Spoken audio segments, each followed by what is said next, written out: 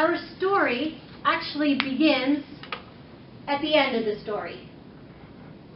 According to a letter from the late 1800s, a steamship captain was traveling across the Atlantic Ocean, and on board he had an elderly man by the name of George Mueller. They were stuck in a dense fog off of the coast of Newfoundland. "Captain," Mueller said, "I have to be in Quebec by Saturday afternoon." "Well, that's impossible," replied the captain. "But you don't understand. I need to be there. We should pray about it." Pray? It was the most absurd thing that the captain had ever heard about. "Mr. Mueller," he said, "do you know how dense the fog is?" "No," replied Mueller.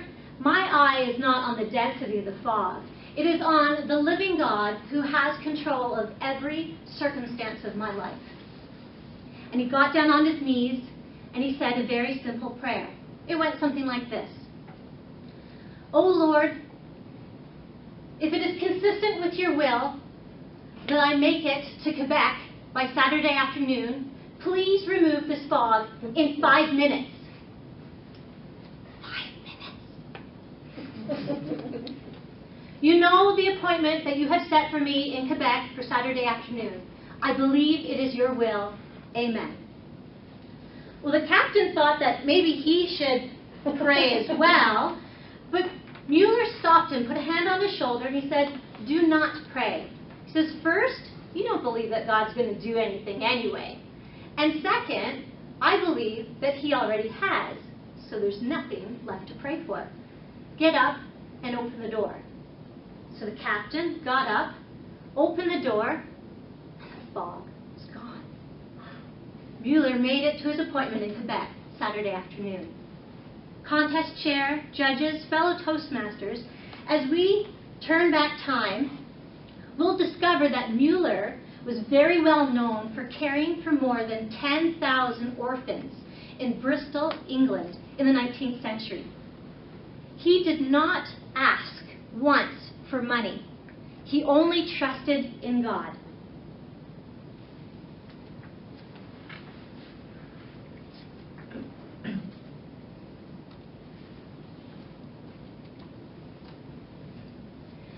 Because of his trust in God, he received the equivalent of more than $140 million in the answers to his prayers. Mueller is described as a man with a face full of love as he looked at those children who had been troubled by terrible loss and heartache. What leads a man to have such a heart for orphans?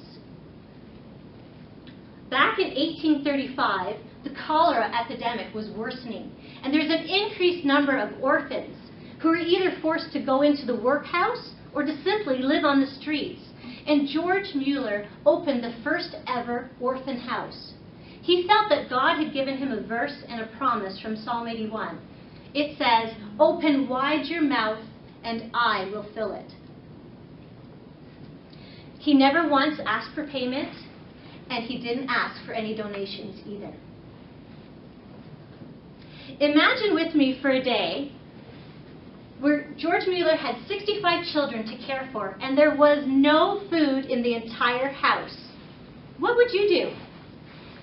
George took a step of faith, and he led the children into the breakfast table, sat them down, knowing with full confidence that somehow God would provide. As he gave thanks, there was suddenly a knock at the door. And he opened up the door, and there was the baker with a basket full of freshly baked bread. And the baker said, "I could not sleep last night. God told me to come and bake bread for the orphans." And as the baker was leaving, in walks the milkman. And he said, "The wheel has fallen off of my wagon right in front of the orphan house, and I'd like to donate the milk to the orphans." Somehow, miraculously, their breakfast was provided for them.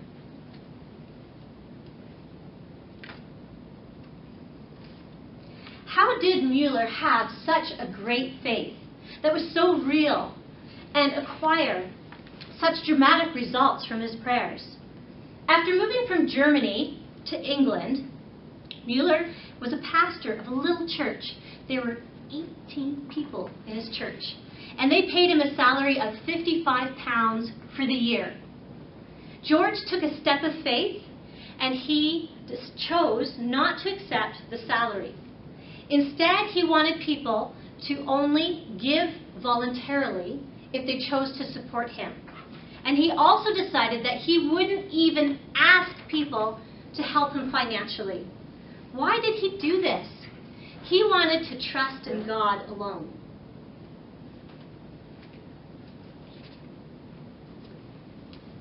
What compelled these steps of faith? As a young man, Mueller had gone to university at his father's insistence. He had studied theology, but not to serve God. He did it so that he could have a comfortable lifestyle. One fateful day, however, a friend invited him to Bible study, and it was there that he experienced forgiveness and joy. And he realized that all the pleasures of this life that he had been chasing after were nothing in comparison to knowing God. And now we're ready for the beginning of our story.